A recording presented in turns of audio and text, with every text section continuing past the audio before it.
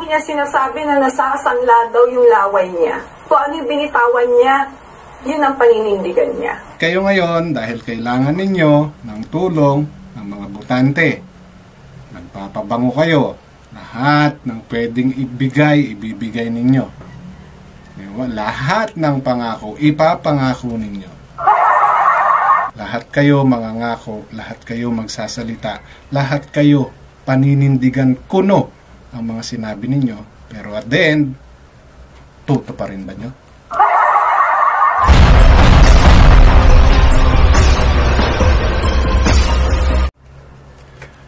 Bakit nga ba ayaw bumaba ni Mayor Hani Lacuna ng Mayor ng Maynila sa kanyang pwesto bilang mayor?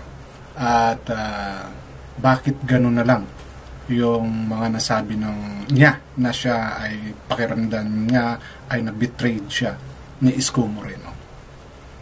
So ilan lang po yan dito sa video ito ang aking bibigyan ng reaksyon at opinion. At maaaring masagot din dito sa video clip na to yung ilan sa mga tanong na yun. Alright, so ito pong aking isi-share sa inyo is interview ito ni Karen Davila kay Mayor Hani Lacuna, na kung saan isa nga sa mga natanong dito ay bakit ayaw niyang maging vice president na lang. Vice mayor. Vice mayor ng lungsod ng Maynila. But bago po ako magpatuloy, welcome po sa aking channel. Issue lang po tayo, walang personalan. At kung bago pa lang po kayo sa aking channel, please don't forget to like, share, and subscribe na rin po, and pakihit ng notification bell para mas maging aware kayo sa aking mga upcoming content. Any comment, suggestion, or recommendation, please leave it on my comment section, and who knows, we might be share more information with regards to this content. Alright, so balikan po natin itong gusto kong i-share sa inyo na video na kung saan na-interview nga ni Karen Davila itong si Mayor Hani Lacuna sa mga bagay-bagay na issue tungkol dito sa nangyayari sa Metro Manila or sa Maynila, at yung mga frustrations niya, bakit ganun na lang na nabanggit niya na na-betrayed siya ni Isko Moreno. Alam naman po nating lahat na malaki talaga ang naging parte ni Isko Moreno sa pagbabagong anyo ng Metro Manila or ng Maynila, di ba? Kasi isang malaking statement or tumatak sa isip ng tao yung ginawa niyang pagbabago sa Divisoria, pag-aayos niya ng mga makasaysayang tulay sa Manila, di ba? So marami siyang mga iconic places na binuhay uli. Marami niyan ang Metro Manila, ang Manila. So sa Intramuros lang ang dami na, di ba? So isa 'yun sa talagang tumatak kay Isko nung siya ay namahala. At syempre that time is nung siya ang namuno is pandemic. But behind all this iconic rehabilitations na mga tumatak sa utak ng mga taong Maynila ay kailangan ng pera. Di ba? Kailangan ng pera, kailangan ng pondo, dahil alam naman natin sa tuwing aalis ang dating mayor sa kahit saang lugar, di ba? Ubos ang budget, walang natitira sa uupong bagong mayor. Naging kalakaran na yan, aminan sa hindi lang dito hindi lang sa Manila, kahit saang parte ng Pilipinas. So anong ginawa? Nangutang, at sa nangutang na yon, of course, ginamit doon sa mga nabanggit ko. Pero, nung bayaran na, sino ang nagbayad? Diba? Sino ang nag-shoulder? So, isa yon sa mga naging hinaing ni Hani Lacuna. Na kung saan, oo, maraming nabago, maraming gumanda. Pero lahat yan pinunduhan. Lahat yan kailangang gastusan. Na ang lahat ng gastos na yan, pinag-usapan nila. Alam yan ni Mayor Lacuna. Di ba? Siyempre, with ako kasama yung buong konsihal niya, di ba? Pero nung nagbayaran na ng utang, di ba? Doon shinolder lahat ni Hani Lacuna. Kaya gusto niya pa rin tumakbo at mapakita yung kanyang dedication in maintaining, diba, kung ano na yung nasimulan niya. And beside that, ito po yung isa sa mas pinanghawakan ni Hani Lacuna. Kung bakit ayaw niya pa rin tumakbo ng ibang posisyon kundi mayor lang. I wanted to ask you, just that moment, Yes. why didn't you just lie down? I understand you're the incumbent. Isko coming to you and saying he was gonna run, clearly nagpa-survey yun. Di naman pupunta yun sa inyo, ma'am, right? Okay, ang Totoo yun, di ba? Hindi naman para, mayroon ng ano yan, mga parang preliminary. May mga survey ng ginawa yan. May mga pag-aaral na siyang ginawa bago pa niya naisipang tumakbo ulit. Di ba?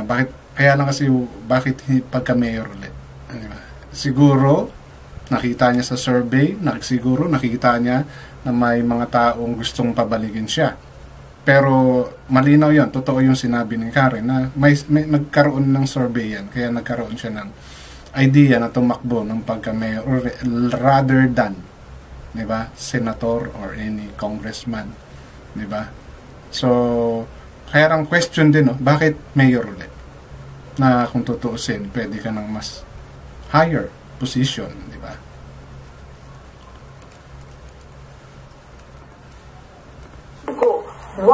Why didn't you consider running for vice mayor and, making your life easier? Ano, Miss Karen, I believe I deserve to have to run as mayor for the second time. And naniniwala pa rin ako sa kasabihan na yung lagi niya sinasabi na nasasangla daw yung laway niya. Kung ano yung binitawan niya, yun ang paninindigan niya. Hanggang dun sa moment na yun, naniniwala ako na hindi niya gagawin yan kahit sinabi niya na baka magbago pa ang isip niya. Kasi yun ang pinanghahawakan, hindi lang ako, hindi lang ng mga kapartido ko, pero lahat ng mga taga-Maynila. In fact, marami talaga ang nasaktan with this move. Maraming nagkawatak-watak. Parang hindi yata niya naisip yun. So, hindi ako nagsalita. Then, I just told him, tatakbo ako. Ang sagot lang niya sa akin ay ganun ba ate? Good luck. Sabi ko, good luck din. So, masyadong pinanghawakan ni Hani Lacuna yung mga salita ni Isko. Katulad ng sinabi niya, di ba? Sabi daw ni Isko na kahit ang laway niya pwedeng isangla, which means may isa siya talagang salita. May isang salita si Isko para panghawakan ni Hani yun. Diba? So parang anong nangyari, nagpakiramdaman sila.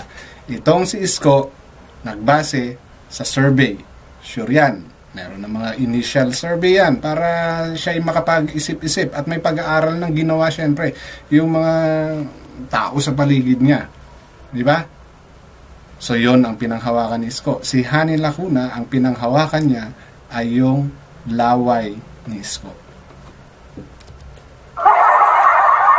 Na para sa kanya, di ba, ay isang salita yun na paninindigan niya. Yun nga lang kasi, politika to. Baka nakalimutan ni Hani Lacuna na politika to. At alam niya yan.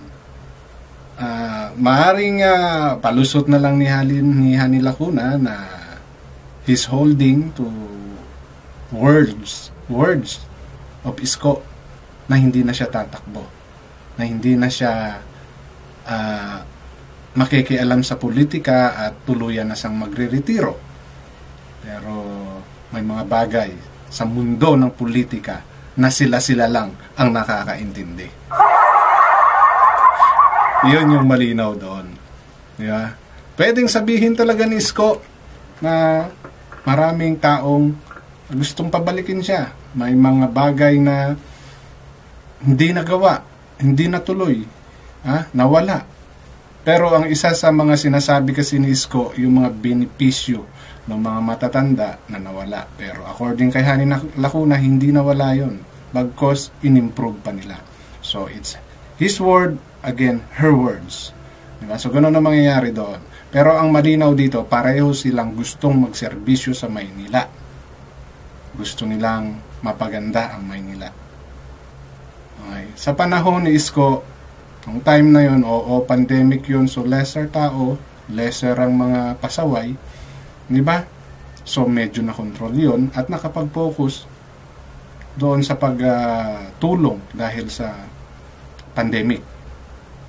And sa panahon ni Lacuna, doon na nagsisimula na maging normal ang buhay ng tao.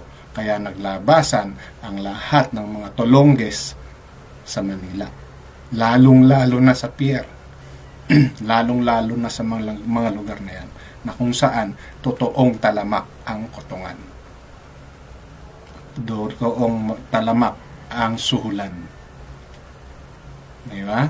So, pareho silang may punto, pareho silang mayroong ipinaglalaban sa kanilang mga layunin na ayusin ang Manila.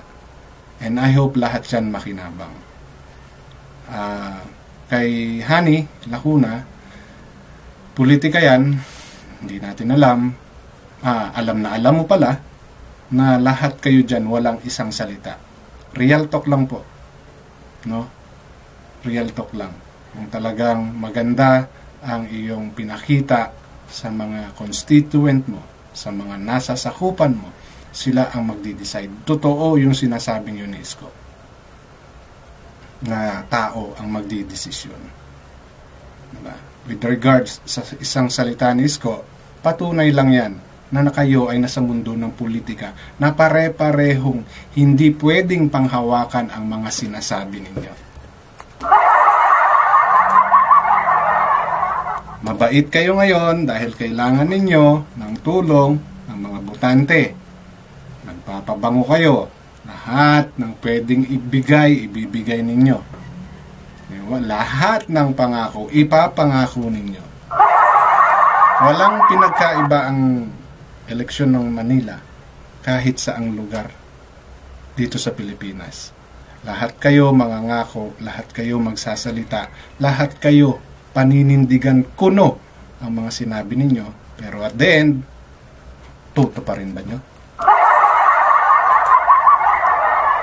So, kung good governance din lang ang pag-uusapan, pareho sila na may ganong intensyon. Pareho silang may magandang balak sa Manila. Pero, at the end of the day, tao pa rin ang magdidesisyon. So, doon sa sinasabi ni Hani Lacuna na yung laway ni Isko ay pwedeng panghawakan dahil pwedeng isanla, sorry madam, ikaw na ngayon mismo ang nakapagpatunay na wala silang ganon. At kayo ay politiko. Pwede mo rin sabihin sa kanya yan. Pwede mo rin gawin sa kanya yan. Depende sa sitwasyon. Sa ngayon, sa opinion ko, malaki ang chance na Isko na lumusot. Malaki. Dahil nga sa sinasabi kong mga pagbabagong ginawa niya. Malaki ang impact nun sa kabuuang nangyari sa Manila nung siya ay tumakbong pagka-mayor. Ngayon, with regards sa pagsasuffer mo dahil sa pagbabayad mo ng utang, ninyo naman yan, di ba? Yun yung paano mo ginawan ng paraan. Paano mo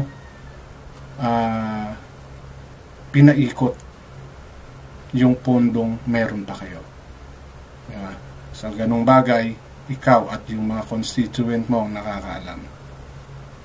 Dahil hindi naman uutang ng ganyang kalaki si Isko Moreno nung panahon niya kung alam niyang wala siyang pagkukunan ng bayad. At hindi naman siya pauutangin kung walang nakikita ang mga bangko na merong pwedeng gawin para mabayaran. Di po ba?